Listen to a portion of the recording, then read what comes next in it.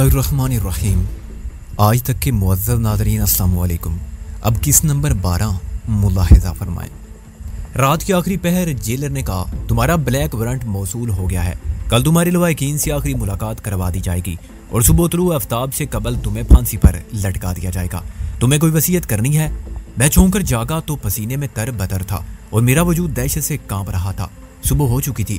मैंने ज़हन से इस बयान ख्वाब को झटकने की कोशिश की जिसकी ताबीर बाईद अज़ क़यास ना थी। जब आज के दिन पेश होने वाले कैदियों को भर के गाड़ी फिर जेल खाने से रवाना हुई तो मुझे पहली बार एहसास हुआ कि असीरी कितनी पुरअज़ाब मजबूरी है। यह सिर्फ एक रात थी जिसने मुझे आज़ाद इंसानों की दुनिया से अलग कर दिया था। अगर ये बात उम्र कैद तक फैल गई होती तो क्या बाहर आने के बाद मैं दुनिया को पहचान सकूंगा या दुनिया मुझे पहचानेगी? अदालत के हुजूम में सबसे पहले मुझे मोहसिन का मुंतज़िर मुज़दरिब चेहरा दिखाई दिया। मेरी निगरानी पर मामूर मुहाफिज बदल चुके थे। चुनांचे उसने मुझे अदालत की कैंटीन पर ले जाकर नाश्ता कराया। वहाँ जो कुछ दस्तयाब था जेल के नाश्ते से लाख दर्जा बेहतर था। मुहाफिजों ने नाश्ते में बराबरी की शिरकत के बाद अपना नजराना वसूल किया और मुझे वापस अदालत के बरामदे में ले गए। मोहसिन ने बताया कि डैडी आ गए हैं और एम्बेसडर होटल में ठहरे हैं। 10 बजे तक अपने किसी दोस्त के हमरा आएंगे जो रेलवे हेडक्वार्टर ऑफिस में कोई बड़ा तोप किस्म का ऑफिसर है। वो दोनों मेरे जामिन होंगे। राबिया ने भी कोई चक्कर चलाया है? मैंने उसे मुतला किया। वो कल शाम जेल में मुझसे तफसीली गुफ्तगू के लिए आई थी। उसे पूरा यकीन था कि जमानत हो जाएगी, लेकिन याद रहे नकद रकम की पोजीशन कुछ ऐसी है कि बहुत ज्यादा इत्मीनान बख्श नहीं कही जा सकती। सलामत शाह से रब्ता नहीं हो सका। क्यों? मैंने कहा, अगर वो मिला नहीं था तो उसके लिए पैगाम छोड़ देना था कि सीधा अदालत आ जाए। आज सुबह पैगाम तो छोड़ आया हूँ, वो बोला। मगर चिरागदीन ने बताया कि वो अभी तक लापता है। 24 घंटे से उसके क्वार्टर में ताला पड़ा हुआ है और उसकी खैर खबर भी नहीं मिली। ये तो तशवीशनाक बात है। सलामत शाह ऐसे कहाँ जा सकता है? मैंने कहा। उसे अच्छी तरह मालूम था कि मुझे पैसे की कितनी सख्त जरूरत है। जरूरत संगीन ना होती तो मैं वो जेवर बेचता जो मेरे पुरखों की निशानी था और मेरी माँ ने छोड़ा था। यार ये नहीं हो सकता कि सलामत शाह की नीयत खराब हो गई हो। मोहसिन ने कहा, वो जेवर लेकर भाग गया हो। नामुमकिन तो दुनिया में कुछ नहीं, मगर मेरा दिल कहता है सलामत शाह बेजमीर आदमी नहीं है। 10-15 हज़ार के जेवर की खातिर वो नौकरी छोड़ देगा और मुझे मुसीबत में छोड़ के भाग जाएगा। मैंने नफी में सारी लाया। इससे ज्यादा इम्कानात मुझे ये नजर आते हैं कि वो किसी हादसे का शिकार हो गया। ट्रैफिक का हादसा नहीं, वो हादसा जो मेरे किसी भी मददगार के साथ पेश आ सकता है, खुसूसन उस गवाह के साथ जिसकी गवाही पर मुकदमे के फैसले का दारो मदार हो। उसका पता आज नहीं तो कल तक बहरहाल चल जाएगा। ये बता, 15,000 के अलावा कितने हुए? 10,000 डैडी ने दिए हैं, वो बोला, और कहा है कि तुम्हारी मम्मी को पता ना चले। वो तन से अंसा। ये हुए 25,000। तूने अपने किसी जरिए का जिक्र भी किया था। मैंने कहा। मोहसिन का रंग एक बार फिर मुतगय्यर हुआ, मगर उसने फौरन खुद को संभाल लिया। उस जरिए से भी 10,000 मिल गए हैं। उसने दूसरी तरफ देखते हुए कहा, मोहसिन, मैंने कहा, मुझसे नजर मिला के बात कर। ये जरिया कौन है? उसके जिक्र से तेरे चेहरे पर हवाइयां क्यों उड़ने लगी हैं? तूने कर्ज लिया है किसी सूदखोर पठान से? कोई चीज गिरवी रखी है? कुछ बेचा है? तुझे कसम है इस दोस्ती के रिश्ते की? सच बता, क्या बात है? वो कुछ देर खामोश रहा, फिर उसने कहा, कसम मुझे फौजिया ने भी दी थी, ऐसी की तैसी तुम दोनों की कसम। आखिर मैं क्या करूं? कुछ नहीं, तुम मुझे बता दे। मैं फौजिया को नहीं बताऊंगा कि तूने उससे किया हुआ वादा नहीं तोड़ा। मैंने कहा, अच्छा? वो मेरी आंखों में आंखें डाल के बोला, कसम खा फौजिया की मेरी दोस्ती की ये बात तेरे और मेरे दरमियान रहेगी। मैं कसम खाता हूँ। मैंने डूबते दिल के साथ कहा, उसका जिक्र तक किसी के सामने नहीं करूंगा। फौजिया ने मुझे अपना तमाम जेवर दे दिया था। वो मुंह फेर के बोला और कहा था कि जरूरत पड़ने पर सब कुछ बेच दूंगी, मगर तुझे ना बताऊं। मुझे यूं लगा जैसे एक आतिशी तीर मेरे दिल में पैवस्त हो गया है और उसकी अंगार नोक मेरे दिल में टूट गई है। मैंने सदमे और इश्तियाल के आतिफिशां का दहाना बड़ी सख्त जिद्दोजहद के बाद बंद किया, वरना मेरा दिल चाहता था कि मैं मोहसिन से लड़ पड़ूं और इस रकम की जमानत पर रिहा होने से इनकार कर दूं। उससे कहूं कि वो वापस जाए और 10 के 12-15 देकर भी तो फौजिया का जेवर वापस ले आए। मोहसिन, मैंने कहा, तू कसम खा चुका है सिकंदर। उसने मेरी बात काट दी। हम तीनों अपनी अपनी जगह मजबूर हैं। उसी वक्त मैंने हुजूम में एक आशना सूरत देखी। मोहसिन, मैं चिल्लाया, वो देख उधर, वो जो जर्द जर्सी और चॉकलेटी पतलून में है, ये वही है, पकड़ी से। मेरी बात खत्म भी ना हुई थी कि जर्द जर्सी वाले ने पलट कर देखा। उसकी कुरुंजी आंखों से ज्यादा उसके दाएं कान में पड़ी हुई सोने की मुंदरी देख के मोहसिन चौंका। मुंदरी वाला यकलख्त खतरे के एहसास से मगलूब होके भागा। मोहसिन ने उसके पीछे दौड़ लगाई और लोगों से टकराता, धकेल कर भीड़ में से रास्ता बनाता और रास्ते की रुकावटों को फलांगता उसकी जानिब लपका। मगर मुंदरी वाला टैक्सी ड्राइवर बहुत फुर्तीला था और कचहरी के पुरपीच रास्तों से वाकिफ था। वो लोगों की और अदालत के एहलकारों की परवाह किए बगैर मुख्तलिफ कमरों से गुजरा और मोहसिन की नजरों से ओझल हो गया। 10 मिनट बाद मोहसिन को एक हवालदार ने पकड़ लिया और वो बड़ी मुश्किल से पीछा छुड़ा के वापस हुआ। अदालतों को बतौर रेस कोर्स इस्तेमाल करने का हर्जाना 50 रुपए अदा करने के बाद वो निकल गया। यार, वो हाँफते हुए बोला, अगर तू खामोशी से बता देता तो मैं उसके पीछे जाके दबोच लेता। बस मैं जज्बात पर काबू ना रख सका। मैंने अफसोस से कहा, अब मेरा शुबा एक नाकाबिले तरदीद हकीकत में डल चुका था कि उस मुंदरी वाले का मेरे मामला से कोई करीबी ताल्लुक जरूर है। वो अदालत के रीडर से राब्ता कायम करने की कोशिश कर रहा था, मगर रीडर के गिर्द 5-6 आदमी खड़े थे। चुनांचे उसे मौका नहीं मिल रहा था कि आगे जाकर बात करे। मैं जरा जब्त से काम लेता और मोहसिन को इशारा कर देता तो वो चुपके से पीछे जा खड़ा होता। ये भी सुन लेता कि वो क्या कहने आया है और फिर उसे पकड़ लेता। खुद रीडर को बताना पड़ता कि वो क्या चाहता था, मगर मेरी गलती से उसको फरार का मौका मिल गया और ये भी मालूम हो गया कि हम उसे पहचानते हैं। अब वो हुलिया बदल लेगा या गायब हो जाएगा या गायब कर दिया जाएगा। 10 बजे शेरवानी साहब अपने दोस्त के हमरा कार से उतरे और उन्होंने बड़ी शफकत और मोहब्बत से मुझे तसल्ली दी कि फिक्र और परेशानी की कोई बात नहीं, इंशाअल्लाह सब ठीक हो जाएगा। ये बात एक रस्मी जरूरत के तहत सबको कहनी पड़ती थी, उनको भी जो वाकई मुखलस थे और उन्हें भी जो ना दोस्त थे ना दुश्मन। मगर ये बात हर बार मेरे हौसले को थोड़ा सा बढ़ा देती थी। 11 बजे राबिया और मंजिर एक साथ नमूदार हुए और उन्होंने मुझे बताया कि दरख्वास्त जमानत किस एडिशनल सेशन जज की अदालत में है। एपीपी ने 12 बजे का वक्त दिया था और राबिया ने मुझे चुपके से बताया था कि उससे बात हो गई है। उसके बाद अबूरी जमानत तो आज ही हो जाएगी, तौसीक होती रहेगी। 1 महीने बाद या 2 महीने बाद, यह बड़ी हौसला अफजा खबर थी जो 1 घंटे बाद सच साबित हुई।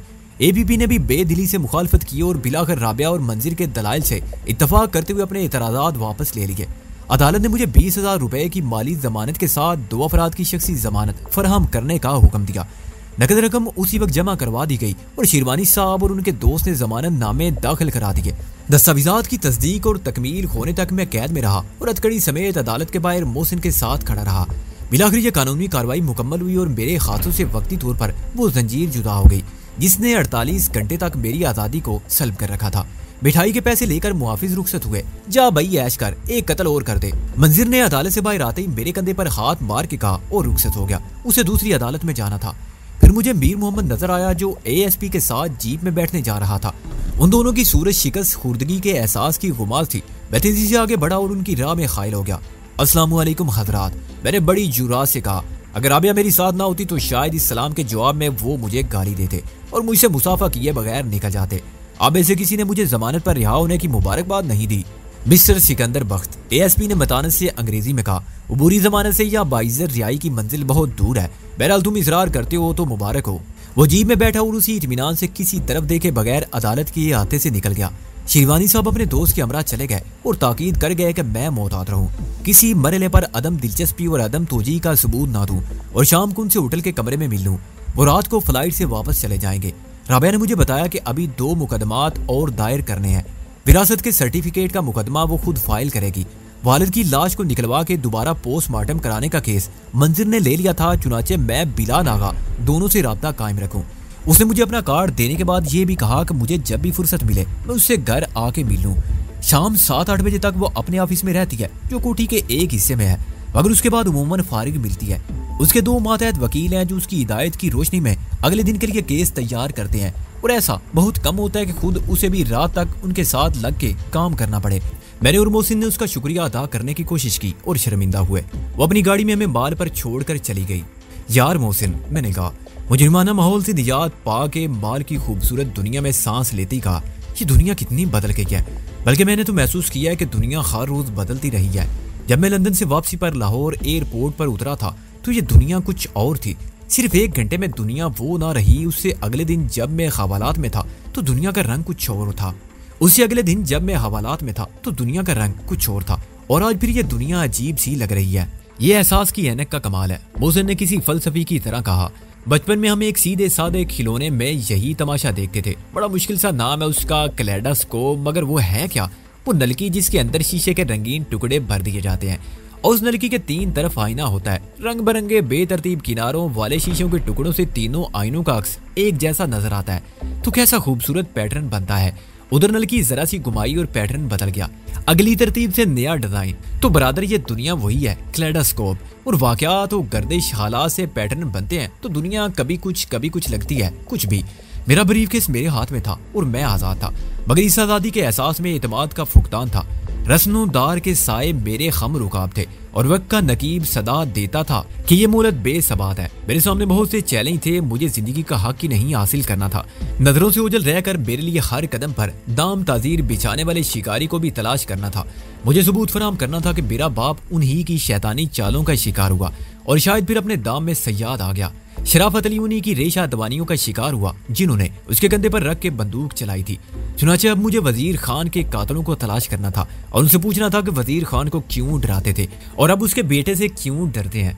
क्या सोच रहे सिकंदर? मोहसिन ने कहा, चल कहीं बैठ के खाना खाते हैं, फिर मैं फौजिया को फोन करूंगा और उसके बाद हम सलामत शाह की खबर लेने चलेंगे। शाम को डैडी का लेक्चर भी सुनना है। रात को हम सीसी डैन से भी मिलेंगे। मैंने कहा। अभी मोहसिन ने मेरे सवाल का जवाब भी नहीं दिया था कि पीछे से बच्चा दौड़ता हुआ आया।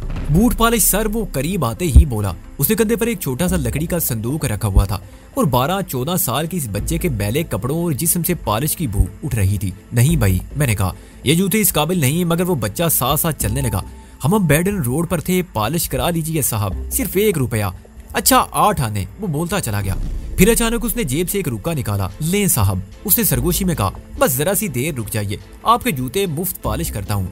मोहसिन और मैं ठिठक कर रुक गए। उसने बड़ी अपनाई से अपना बॉक्स गले से उतार कर नीचे रखा और जूते पॉलिश करने का सामान निकाल लिया। ये रुका एक साहब ने दिया था जो टैक्सी में चले गए हैं। उसने मोहसिन के पाँव को जूते समेत बॉक्स के ऊपर रखा। उन्होंने कहा, वो जो साहब जा रहे हैं उनको दे दो, मगर राजदारी से किसी को पता ना चले। उन्होंने मुझे 50 का नोट दिया है। मैंने कहा, आप खुद क्यों नहीं दे देते? मैं गरीब आदमी हूँ, कोई चक्कर तो नहीं है। ये उन्होंने कहा, बेटा मुझे तुमसे कौन सी दुश्मनी है, इसमें कोई खतरे की बात नहीं है, बस मेरी सलाम दुआ नहीं है उन साहब से। फिर वो टैक्सी में बैठा। मेरा ख्याल उन्होंने झूठ बोला था। लाइए पैर, देखिए क्या लिशकारा मार रहा है जूता। 50 रुपए का नोट बहुत बड़ा होता है और बिला वजह कोई नहीं देता। ये क्या मामला है?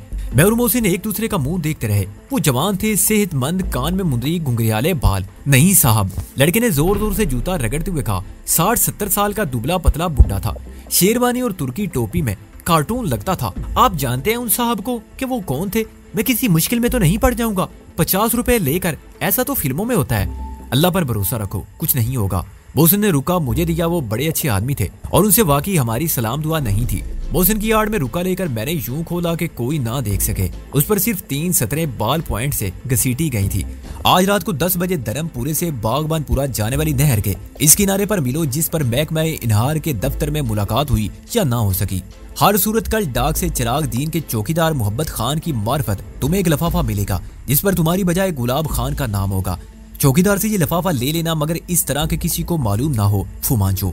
मैंने रुके को मुंह में रख लिया और चीमंग की तरह चबाने लगा। तुम बहुत अच्छे एक्टर हो बेटा, इसलिए तुम किसी मुश्किल में नहीं पड़ोगे। मैंने कहा, किधर अच्छे एक्टर हैं साहब? अच्छे एक्टर होते तो जूते पॉलिश करते, हीरो ना बन जाते। वो मोहसिन के जूतों पर पॉलिश खत्म करते हुए बोला, दिन भर में 10 जोड़े जूते पॉलिश करते हैं तो मुश्किल से 10-10 रुपए मिलते हैं। 50 का नोट देकर लालच में पड़ गया, वरना इनकार कर देता। मैंने अपना पाँव उसके बॉक्स पर रख दिया। अब अच्छे बच्चों की तरह इस पर पॉलिश करो और बाद में हम जो कुछ दें वो सलाम करके रख लेना। जी साहब, वो बोला और पूरी नमाक से जूतों पर पॉलिश करने लगा। बदमाशी के धंधे तो बहुत है जो मेरे जैसे लड़के करते हैं। रॉकेट, गोली और सफेद चिड़िया बेचते हैं, चरस के सिगरेट फराहम करते हैं और दूसरा माल भी। माल समझते हैं ना साहब आप, मगर वो पकड़े भी जाते हैं। मैं पकड़े जाने से डरता हूँ। अंधी माँ है, एक छोटा भाई है, स्कूल में पढ़ता है। मोहसिन ने उसे 100 का नोट तय करके यूं दिया कि 1 का नोट नजर आए। ये लो तुम्हारा इनाम। इस नोट पर एक टेलीफोन नंबर लिखा हुआ है, कभी जरूरत पड़े तो बात कर लेना, कोई भी मसला हो, मुलाजमत का, रिहाइश का, तालीम का। अच्छा साहब। लड़के का चेहरा मुसर्र से दमकने लगा। बस आप इतना करा दें कि हमें अपनी कोठरी से कोई ना निकाले। बाप के मरने के बाद बदमाश हमारी जगह पर कब्जा करना चाहते हैं। वैसे तो शरीफ आदमी कहलाते हैं, मगर बदमाश ही हुए ना जी। बेवा और यतीम को परेशान जो करते हैं, कहते हैं 500,000 ले लो, घर खाली कर दो। हमें अपने घर को बड़ा करना है, गैराज निकालना है। हम 500,000 लेकर कहाँ जाएंगे साहब? वो धमकी देते हैं कि शराफत से जगह ना दी तो बंद करवा देंगे, चोरी का इल्जाम लगा देंगे। आप कुछ मदद कर सकते हैं साहब? तुम फोन पर बात कर सकते हो ना, बात कर लेना, तुम्हारा घर तुमसे कोई नहीं छीन सकता, मोहसिन ने कहा। लड़के ने पॉलिश खत्म की, सलाम किया और लौट गया। उस लड़के ने जरा सी देर के लिए मुझे अपना आप भूल जाने पर मजबूर कर दिया था। फुमांचो। मैंने मोहसिन के साथ कैरी होम रेस्टोरेंट में दाखिल होते हुए कहा, शेरवानी और तुर्की टोपी वाला कार्टून कितनी अजीब बात है यार मोहसिन रजा। बुड्ढा जिंदा दिल है। क्या फर्जी नाम बताया था अपना? खुद को इब्ने बतूता या हाजी भी तो कह सकता था। हाँ, आदमी वदेदार भी है। वदेदार लोग अमूमन खैर ख्वाह भी होते हैं, मोहसिन ने कहा। आज रात मिल के मालूम हो जाएगा। उसी सड़क पर जरा आगे मेरी कंपनी का, बल्कि यूं समझिए मोहसिन साहब के मेरा ऑफिस है। मैंने कहा आप जानते हैं ना कि मीर वजीर एंड कंपनी का मैनेजिंग डायरेक्टर हूँ। मेरा ख्याल है उसका नाम अब वजीर एंड सन्स कर दिया जाए और आपको वाइस चेयरमैन बना दिया जाए। मेरा ख्याल है कबीर दास के तुम्हारी अकल तो पहले ही घास चरने चली गई है, तुम भी चले जाओ। मोहसिन ने कहा वरना खाना खाओ और चलो। चिराग दिन कहीं गया हुआ था, चुनाचे में चौकीदार से बात करने का मौका मिल गया और उसे हमें अंदाजा हुआ कि वो सूरत से तो मुझे पहचानता है, क्योंकि उसने सलामत शाह के कहने पर कोठी का ताला खोल के मुझे फोन करने का मौका फराहम किया था, मगर उसे बाद के वाकयात का कुछ इल्म नहीं। सलामत शाह के गायब हो जाने पर वो थोड़ा सा फिक्रमंद था। चाहे हमारी समझ में नहीं आती साहब कि शाह जी किधर गया। उसने कहा इधर तो उसका बाप भाई चाचा कोई नहीं है, खान साहब। मैंने कहा वो पहले कभी इस तरह बगैर बताए कहीं गया है? मोहब्बत खान ने नफी में सर हिलाया और हमें मजीद मालूमात फराहम की। मसलन ये कि गुज़िश्ता 3 साल के अरसे में जब से वो मुलाजम हुआ है, सलामत शाह साल के साल बरी इमाम साहब के मज़ार पर हाजिरी देने जरूर जाता रहा है, मगर और कहीं नहीं गया। उसका लाहौर में कोई दोस्त रिश्तेदार ऐसा नहीं जिसके पास वो क़याम कर सके। मेरी बजाय मोहसिन ने कहा कि कल गुलाब खान के नाम उसकी मार्फत एक खत आएगा, उसे वो संभाल के रखे क्योंकि उसमें बहुत अहम कागजात हैं। मैंने मजीद वजाहत यूं की कि गुलाब खान एक लेन देन के मुकाबले में पेश होने के लिए पिंडी से आया था और यहाँ उसका कोई ऐसा पता नहीं जिस पर वो डाक मंगवा सके। चंद कागजात रह गए थे जो उसने डाक से मंगवाने के लिए मेरा पता दे दिया था, मगर मुझे यहाँ कोई नहीं जानता। चुनाचे मैंने सलामत शाह से जिक्र किया तो उसने कहा मोहब्बत खान की मार्फत मंगवा लो, डाकिया आता है तो गेट पर ही डाक दे जाता है। मोहब्बत खान मुतमईन हो गया और उसने कहा कि फिक्र की कोई बात नहीं, कागजात बिल्कुल महफूज रहेंगे। उसे मोहसिन से बैसियत गुलाब खान मुसाफा भी किया। फिर मैंने कहा कि मैं एक नजर सलामत शाह का क्वार्टर देखना चाहता हूँ। मोहब्बत खान ने कहा उसे कोई एतराज नहीं है। क्वार्टर बदसूर मुकफ्फल था। सेन की दीवार के ऊपर से झांकने के लिए मैंने मुंडीर थाम कर खुद को ऊपर खींचा। अंदर सलामत शाह का कमरा भी खुला पड़ा था और वो कमरा भी जो वजीर खान का कमरा था। खुले दरवाजे से मुझे वो संदूक भी नजर आया जो मेरे वालिद ने छोड़ा था। फौरी तौर पर मुझे ख्याल आया कि मैं चंद मिनट में अंदर जाके सोने का वो जेवर लेकर वापस आ सकता हूँ जो मेरी माँ की मलकियत था। कानूनी तौर पर मैं उसका मालिक था और अपनी ही चीज को जायज जरूरत के लिए हासिल करने का यह तरीका गलत जरूर था, मगर उसे चोरी या कोई इखलाकी जुर्म नहीं कहा जा सकता था। मैंने मोहसिन से कहा कि वो चौकीदार पर निगाह रखे और खुद अंदर कूद गया। इस वक्त मेरे ज़हन में वाह ये ख्याल था कि मैं इस जेवर के बदले फौजिया का जेवर वापस हासिल कर लूं तो मेरे जमीर पर रखा हुआ 10,000 की रकम का यह बोझ उतर जाएगा। अगर मैं अपनी माँ की ये निशानी तोहफे में फौजिया को दे सकता तो मुझे ज्यादा खुशी होती, लेकिन यह भी नामुमकिन था। चुनांचे इस जेवर का बेहतरीन इस्तेमाल यही हो सकता था जो मैंने सोचा था। फौजिया का जेवर लेने वाला बखुशी ये पुराना सोना कबूल कर लेता जिसकी मालियत भी कहीं ज्यादा थी।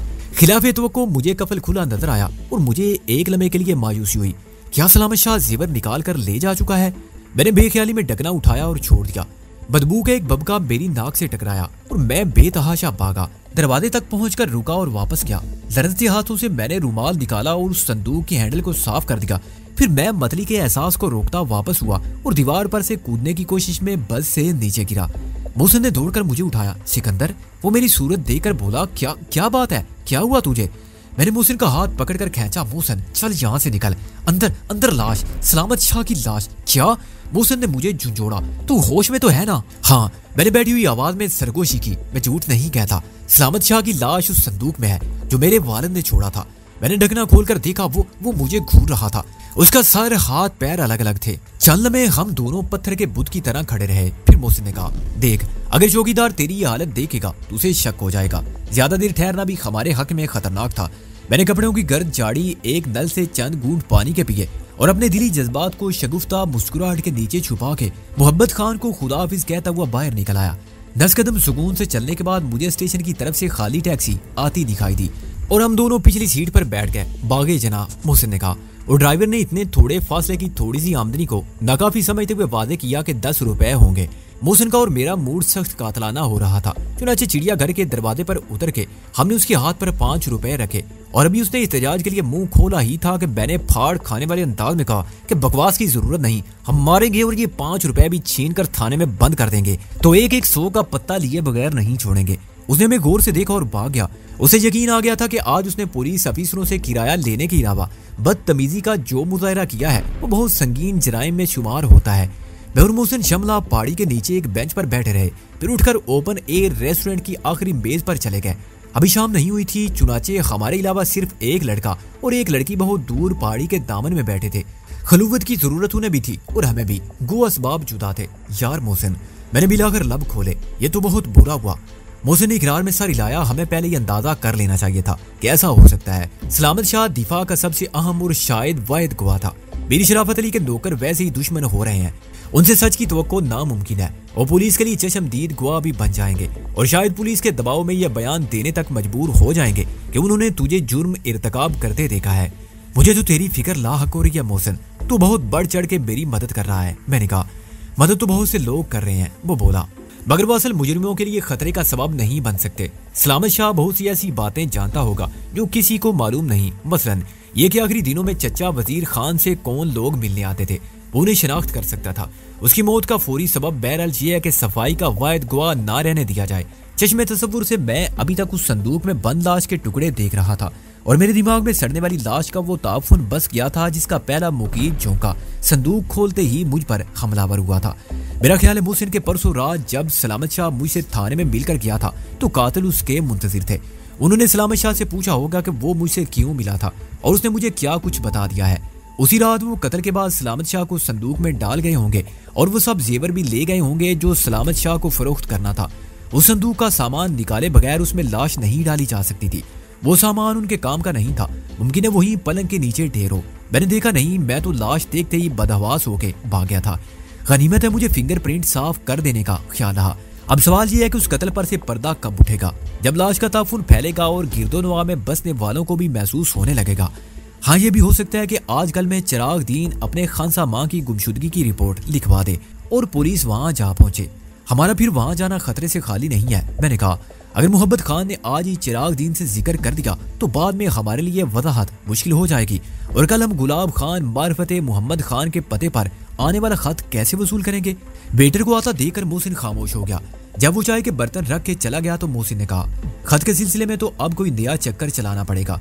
या तो डाक खाने जाके वहाँ उस इलाके के पोस्टमैन का पता करना पड़ेगा और झूठ बोलना पड़ेगा कि मैं गुलाब खान हूँ, मेरा एक खत होगा डाक में, वो दे दो। मुझे अभी ट्रेन से कराची जाना है, 10-20 खर्च करके काम चल जाएगा, वरना ये कि डाक की तकसीम के वक्त उसका इंतजार करना होगा। चिराग दीन का चौकीदार दरवाजे पर मौजूद ना हुआ फिर तो कोई मसला नहीं, हम गेट पर खुद डाक वसूल कर लेंगे। वो मौजूद हुआ तो पोस्टमैन को राह में रोक लेंगे। वैसे मेरा ख्याल है कल तक कत्ल का राज अफशा नहीं होगा और अगर हो गया, मैंने कहा गुलाब खान तो बच जाएगा, सिकंदर बख्त क्या दूसरे मुकदमे कत्ल में मुलव्वस हो जाएगा। मोहसिन ने अचानक चुटकी बजाई। अबे तू बच गया, साफ बच गया। कैसा गुलाब खान और कहाँ का गुलाब खान? चौकीदार मोहम्मद खान नशे में होगा। मेरा नाम है सैयद मोहसिन रजा। मैं किसी जायदाद के मुकदमे में पिंडी से नहीं आया। शाम को डैडी से मिलना है, उन्हें ये सूरत हाल बता देंगे। एम्बेसिडर होटल में उनका नाम पता लिखा हुआ है। सीधी बात यह है कि दोपहर 2 बजे से रात तक हम वहीं थे।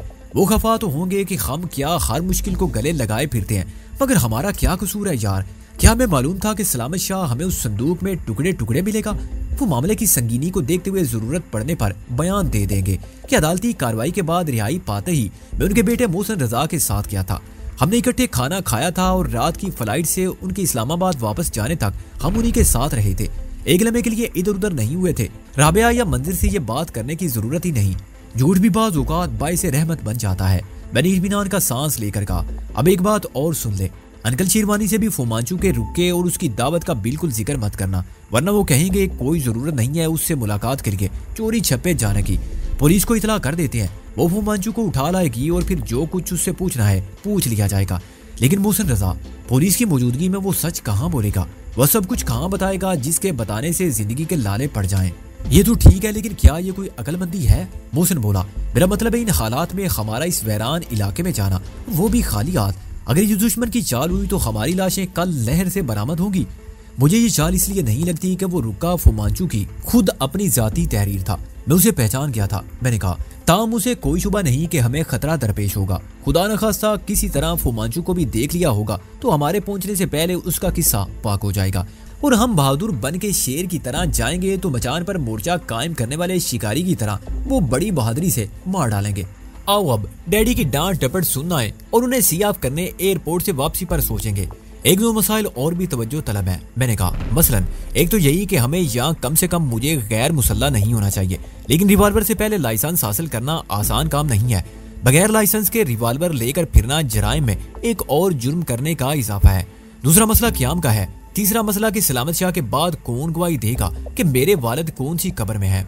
आज रात तो हम भी एम्बेसडर होटल में क्याम करते हैं, मोहसिन ने कहा। मैं कोशिश करता हूँ कि कमरा गुज़िश्ता दिन से नाम बुक ना हो सके तो आज दोपहर से बुक दिखा दिया जाए। आज 1 बजे के बाद कोई नया मुसाफिर नहीं आया होगा तो ये कोई नहीं होगा कि बाद में हमारे लिए एक दस्तावेजाती सबूत बन जाएगा। हम साबित कर सकेंगे कि अदालत से सीधे यहाँ आए थे। रात को मैं एयरपोर्ट पर देखूंगा कि अगर कोई वाकिफ मिल गया तो हमारा गवाह बन जाए। क्याम का मुस्तकिल मसला है कि कहीं कोई किराए की जगह देखी जाए। जब तक मामला चलेगा हमें यहाँ ही रुकना होगा और इस पते से अदालत को मुतला करना होगा। हम हैं छड़े छांट, कोई शरीफ आदमी जिसकी बीवी या लड़की जवान और खूबसूरत होगी वो हमें कब किरायादार रखेगा। ये मसला मंजर या राबिया हल कर सकते हैं। रिवाल्वर के उसूल में SSP जामन रिजवी से मदद ली जा सकती है। कब्र की निशानदेही करने वाले 3 गवाह जनाजे के शुरका होते हैं। उनके नाम चिराग दीन बता सकता है। शिरवानी साहब के पास हम अपने लिए कमरा बुक करा के पहुंचे। मोहसिन ने लंदन के वाकयात भी तफसील से बताए थे और जो कुछ लाहौर पहुंचने के बाद हुआ था वो भी बता दिया, मगर उनके नुक्ते नजर से बहुत सी बातें वजाहत तलब थी। मेरे वालिद की मौत के बारे में उन्होंने बहुत अफसोस का इजहार किया। अगर वो बंदा खुदा मुझे इशारा भी कर देता कि उसके हालात इस हद तक खराब हैं तो मैं कुछ न कुछ करता। मेरा ख्याल है अंकल की सब्र और तहम्मुल के साथ तमाम मसाइब को अकेले रहकर झेलने की कोई माकूल वजह जरूर होगी। मैंने कहा, क्या आप उस पर रोशनी डाल सकते हैं कि उन्होंने मुझे या आपको भी एतमाद के काबिल क्यों नहीं समझा? मेरा मतलब है वो एतमाद करते हुए क्यों डरते थे? आप उन्हें एक जमाने से जानते हैं। क्या आपके इल्म में कोई ऐसी बात है, मसलन ये कि उनसे कभी नादानिस्तगी में कोई ऐसी गलती हुई हो जिसका कफारा अदा ना हुआ हो और उनके पुराने बदख्वाह ये बात जानते हो कि वो गलती क्या थी? शेरवानी साहब ने नफी में सारी लाया। वजीर खान ने मुझसे कभी कुछ नहीं छुपाया, बिल्कुल उसी तरह जैसे तुम और मोहसिन एक दूसरे से कुछ नहीं छुपाते, लेकिन मैं उसके इम्कानात को यकसर मुस्तरद नहीं करता। आदमी खता का पुतला है और बाज़ औक़ात हालात उसके खिलाफ साजिश कर लेते हैं तो सोच समझ कर हर कदम उठाने वाले की अकल भी साथ नहीं देती। कहा जा सकता है कि वो क्या गलती थी जो उसने मुझसे भी छुपाई। आप उनके पुराने दोस्त अहबाब को और मिलने वालों को जानते होंगे। उनमें से पाकिस्तान आने वाले कौन थे और क्या आपको मालूम है कि वो लोग कहाँ हैं? मैंने कहा, मसलन मीर शराफत अली के बारे में आपकी मालूमात क्या है? ज्यादा नहीं है, वो सोचते हुए बोले। बीरठ में भाई वजीर खान मरहूम के पास आता जाता था लेकिन वो उसको पसंद नहीं करते थे। कमीना आदमी था, मगर वो क्या करते, घर आए हुए को टुटकारा भी तो नहीं जा सकता। इस सालू की नोयत क्या थी? मेरा मतलब है वो कहीं पड़ोस में रहता था, वालिद मरहूम के साथ काम करता था या उनके किसी दोस्त का दोस्त था। सुना है बीरठ में उसकी कोठी थी। हाँ, कोठी तो थी, शिरवानी साहब ने कहा, और बातों का मुझे इसलिए इल्म नहीं कि बीरठ में मेरा क्याम मेरी सरकारी मुलाजमत के सिलसिले में बहुत मुख्तसर रहा था। फिर मेरी एक हिंदू घराने से लग गई और उसने मुझे दिल्ली ट्रांसफर करा दिया। नई मुलाजमत लगी थी, हिंदू वाला मुलाजमतों पर काबिल थे और उनकी चलती भी थी। चुनाचे मैं अमलन फुटबॉल बना रहा, एक किक में इधर एक किक में उधर, हर साल बिस्तर बांधता पड़ता था। बड़ी मुश्किल से एक अंग्रेज की मुदाखलत पर यह चक्कर खत्म हुआ। तकरीबन 6 साल भाई वजीर खान मरहूम से कोई ताल्लुक ना रहा। फिर उन्होंने मेरठ के चंद लोगों के नाम बताए जो वालिद साहब को जानते थे। उनमें से 2 मर चुके थे। एक के बारे में उन्हें खबर थी कि हांगकांग चला गया, बाकी न जाने कहाँ थे कि फिर कभी नहीं मिले। उन्होंने मेरे दोबारा पोस्टमार्टम के ख्याल को पसंद नहीं किया, लेकिन मैंने कहा कि दोबारा क्या, उनका तो सिरे से पोस्टमार्टम हुआ ही नहीं था और कब्रिस्तान में गोरकन के रजिस्टर में मौत की वजह हार्ट फेल लिखी हुई है, जो बज़ाहिर गलत है। इसलिए कि वालिदे मरहूम को गैंठिया का आर्जा तो था मगर ब्लड प्रेशर जैसी कोई शिकायत ना थी। तो शिरवानी साहब ने कहा, फिर ठीक है। उसके बाद मैंने ताज़ा तरीन वारदात से पैदा होने वाले मसले का जिक्र किया। वस्बेतवो को पहले तवज्जो से सुनते रहे और फिर बरम होते हुए आखिर इस समाकत की क्या जरूरत थी? मौजूदा हालात में तो मुझे नामाकूलियत से कतई इज्तनाब करना चाहिए और तजर्बा से सबक हासिल करना चाहिए, वगैरह वगैरह। फिर उन्होंने कहा कि अब मजबूरी है तो वो झूठ भी बोलेंगे, ख्वाह इससे फायदा हो या ना हो। मुझे तो बहुत अफसोस है कि तुमने अपनी तालीम भी मुकम्मल नहीं की। उन्होंने कहा, मोहसिन खुद अपनी जिद से गया था क्योंकि तुम वालिद की जिद से मजबूर थे। मैं इसको हरगिज वापस ना बुलाता, मगर इसकी माँ, तुम जानते हो औरतों के लिए मंतिक बेमानी चीज है। उसको यकीन था कि मोहसिन लंदन में रहा तो कत्ल हो जाएगा। फिर मैं क्या करता? वो तो अब भी मुसर थी कि वापसी में लड़के को साथ ले आना, मगर मैं तुम्हें अकेला नहीं छोड़ सकता। तुम दोनों ने रिहाइश का क्या इंतजाम किया है? हमने उन्हें मुतला किया कि आज रात तो इसी होटल में क्याम पजीर रहेंगे, कल बंदोबस्त हो जाएगा। एक दोस्त के मकान का ऊपर वाला हिस्सा खाली है। मोहसिन ने उनकी नजर बचा के मुझे आंख मारी और जब शिरवानी साहब ने पता नहीं मांगा तो मैंने खुदा का शुक्र अदा किया। फिर घड़ी देख के उन्होंने रूम सर्विस से 3 अफराद का खाना तलब किया और जब खाना आ गया तो मैंने डरते डरते दूसरा मसला बयान किया। खिलाफ उम्मीद वो खफा नहीं हुए और कहा कि इन हालात में अपनी हिफाजत का इंतजाम जरूरी है। लाइसेंस के लिए मैं जामन रिजवी से बात कर लूंगा। उन्होंने कहा, मगर रिवाल्वर हाथ में आ जाए तो दनादन गोलियां मत चलाते फिरना। जब आदमी के हाथ में ताकत हो तो उसे ज्यादा मोहतात रहना पड़ता है। उसके बाद हम उन्हें सी ऑफ करने एयरपोर्ट गए और चलते चलते उन्होंने फिर ताकीद की कि हम अकल और एहतियात का दामन हाथ से ना छोड़ें, वकीलों से मशवरा किए बगैर कोई कदम ना उठाएं और उन्हें वक्तन फवक्तन फोन करते रहे। जब जहाज टेक ऑफ कर गया तो हम वापस आते हुए एयरपोर्ट पर तलाश करने के बावजूद कोई आशना ना मिला जिसे हम गवाह बना सके। यार सिकंदर, मोहसिन ने एयरपोर्ट की इमारत से बाहर आके कहा, वाकई इस वक्त डैडी को बताते कि खैर से वापसी पर हम एक और मार्का करने का प्रोग्राम रखते हैं तो वो जामन रिजवी को फोन करते और कहते कि इन दोनों को आज रात कहीं बंद रखो और उस फोमांचू को उठवा लो। मगर अब ये सोच रहे खुदा न खासा वहाँ कोई गड़बड़ होगी तो डैडी की हिमायत हासिल नहीं रहेगी। अबे ये जितने बाप होते हैं सब बाहर से सख्त होते हैं, अंदर से इनका दिल औलाद के लिए मोम होता है, बिल्कुल तरबूज की तरह। मैंने कहा इनकी सबसे बड़ी मजबूरी ये होती है कि अच्छे हों या बुरे किसी बेटे को छोड़ नहीं सकते और इस कमजोरी के बायस ब्लैकमेल भी होते रहते हैं। मगर वो भी होते हैं जो बवजह नाफरमानी जायदादें मनकूला गैर मनकूला से आग कर देते हैं। मोहसिन ने कहा, ना वो अंकल शेरवानी जैसे वालिद होते हैं और ना तुम जैसे बेटे। मैंने हंसकर कहा। उसी वक्त मेरी निगाह मीर पर पड़ी जो टैक्सी में बैठने वाला था। अरे मीर साहब, मैंने चिल्लाकर कहा और उसकी तरफ यूं दौड़ा जैसे बरसों के बिछड़े हुए दोस्त से बगलगीर होना चाहता हूँ। मीर मोहम्मद ठिठक कर रुक गया। तुम यहाँ क्या कर रहे हो? फरार होना चाहते थे? फरार तो वाकई होना है, मैंने कहा, मगर लाहौर से नहीं, लाहौर की तरफ। क्या मोहसिन के वालिद को सी ऑफ करने आए थे? वही जो वजारत खारजा के डिप्टी सेक्रेटरी हैं, वही शेरवानी साहब जो मेरे जामन नंबर 1 थे। देखा तो जेब में पैसे नहीं है, अचानक तुम नजर आ गए और हमारा मसला हल हो गया। हमें एम्बेसिडर होटल छोड़ देना, हम वहीं मुकीम है। महंगा है मगर अच्छा होटल है, बड़े लोग वहीं ठहरते हैं। बड़ी अच्छी बात है, वो टैक्सी में बैठ के बोला। एम्बेसिडर होटल तक मार्च करने से बड़े लोगों की सेहत भी अच्छी रहती है। टैक्सी के जाते ही मैंने कहका मारा और मोहसिन से हाथ मिलाया। कैसी बेसरूपा बकवास की मैंने। सोचता होगा नशे में है या महज छेड़खानी कर रहे हैं, मगर मैंने सब कुछ बता दिया। यार ये काबिल एतबार गवाह नहीं, मोहसिन ने हंसते हुए कहा, लेकिन चालाकी से काम लेकर इसकी गवाही हासिल की जा सकती है। मसलन किसी मोतबर शख्स के सामने इससे पूछें कि रात को एयरपोर्ट पर क्यों घूम रहे थे। ये चिढ़ जाएगा और जवाब कुछ भी दे, मगर वो एतराफ के मुतरादिफ होगा कि हमसे एयरपोर्ट पर मिला था। और अगर हम कहें कि हम एम्बेसिडर होटल छोड़ देते तो क्या टैक्सी घुस जाती? जाहिर है वो कहेगा तुम्हारे जूते घिस गए क्या, या ऐसी कोई बात।